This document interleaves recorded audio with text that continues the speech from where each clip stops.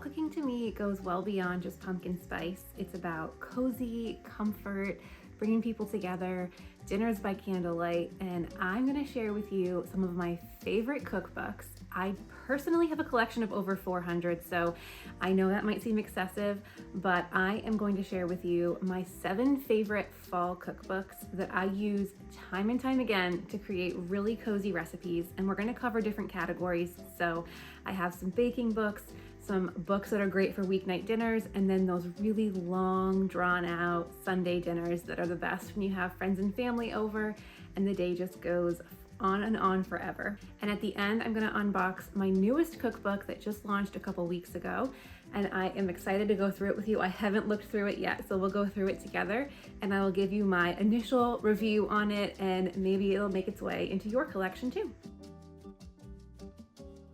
It wouldn't be a fall cookbook haul if I didn't include Ina Garten, and I do have her entire collection, but this particular book, Modern Comfort Food, to me feels like she wrote it for us to use all fall long. The recipes in here are just so comforting and are a little bit deeper in their flavor and their color, and I find that this entire book is like a list of things we could make all fall long. So I think of all the books that I have here, this is the best one too for beginners. Ina definitely is one of those chefs who thinks of us in mind, who don't want to have a long list of ingredients, who want to be able to make things easily, who might be new to the kitchen. So I think if you're a beginner, this is definitely the fall book you should add to your collection. And I think that you'll be really pleasantly surprised with the outcome, because pretty much everything I cook from her comes out exactly like the photo. And I just love that about her book.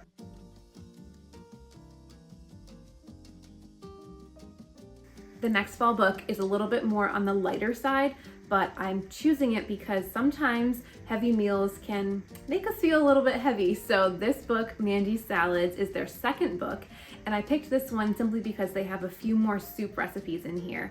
Their soups are great, the salads are phenomenal. I have cooked from their 2 books almost weekly.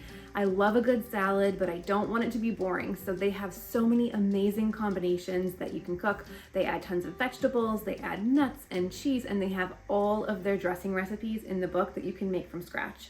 So if you're looking for fall flavor with a little bit of a lighter feel to it, I absolutely love this book.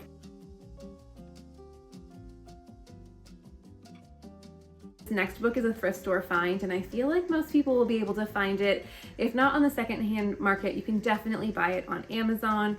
It's probably about $15 or $16 today, brand new on Amazon, and it's well worth the price. This book is an old vintage classic from the 80s, and I remember it being in my mom's kitchen, so maybe there's that nod to nostalgia as to why it's in my kitchen all the time. But the Silver Palette Cookbook, to me, they're the women who created this food movement before Martha and Ina really were as big as they were. So back in the 70s and 80s, the Silver Palette was a specialty food store in New York City, and these women just pumped out the gourmet food and got everyone into this foodie lifestyle that so many of us live now. So their recipes are tried and true. There is a bunch of variety in here, and what I love the most about them is they actually create menus. So as we head into fall and Thanksgiving and holiday, or even just when you're having dinner parties, they sort of take the stress out of entertaining, and they give you a menu that you can go by. So they'll pull out the appetizer, or what they call hors d'oeuvres. They'll pull out the hors d'oeuvres, they'll pull out a salad course or a soup course, dinner and dessert, and they'll kind of make it really easy for you, and all the recipes are right there.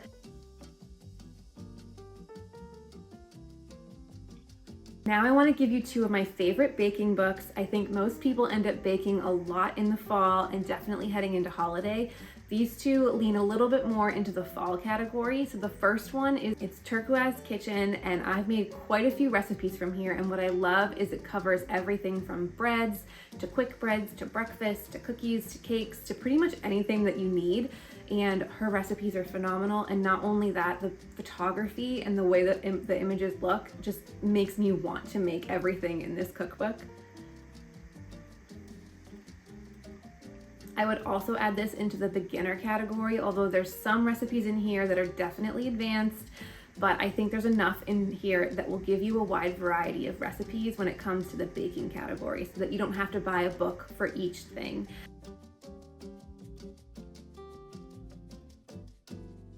It also wouldn't be a fall cookbook video if I didn't include a cookbook on pie.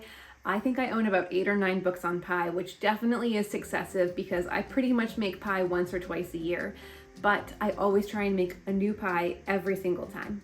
It's called The New Pie, and the reason why I've pulled this out is because it is just so absolutely creative. When it comes to pie, a lot of us lean into the basics like the pumpkin or the apple, which no shade to that, but honestly, pies to me, I want them to be a little bit more fun. I'm not a huge fruit pie fan, and so I love like interesting takes on cream pies and different savory pies. So this book, The New Pie, does exactly that. It gives me that nostalgia and that cozy feeling of what pie gives us all, but it also amps up the flavor in so many different ways.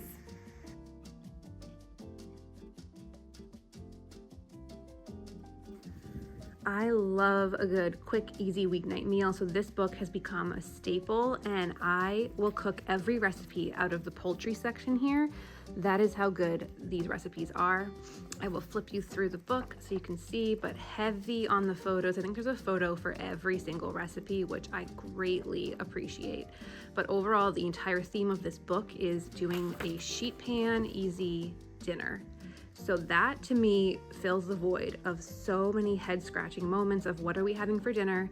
I can come to this book, there's a meat section, a poultry section, seafood, and it's a one pan wonder that comes out delicious every single time. I just think this is going to be my most heavily used book for the entire fall season during weeknights during the fall. And there are a lot of vegan recipes in here too. This is a tempeh with broccoli and lentils. So highly recommend for those weeknight meals. Now, what I really want to do is go through the newest book that I just got.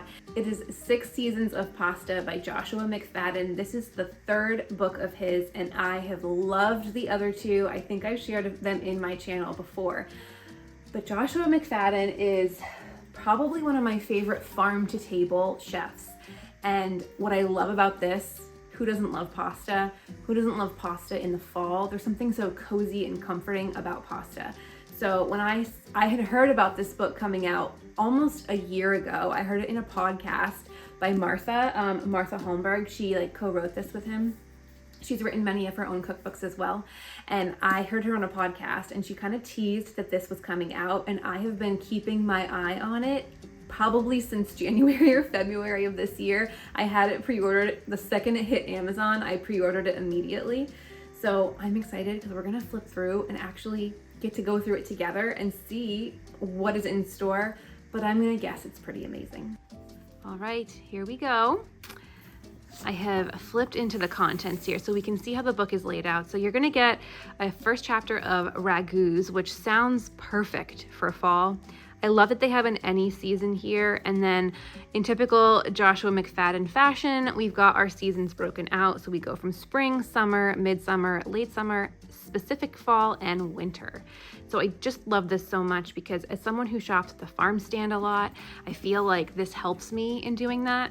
Here's a quick flip of the book just so that you can see all the photos that are in here. I'm already salivating looking at everything in here. I can't show you any of the recipes because obviously this is a book that you would need to purchase for the recipes, but we are going to go through and I'm going to show you some of the different photos and sections.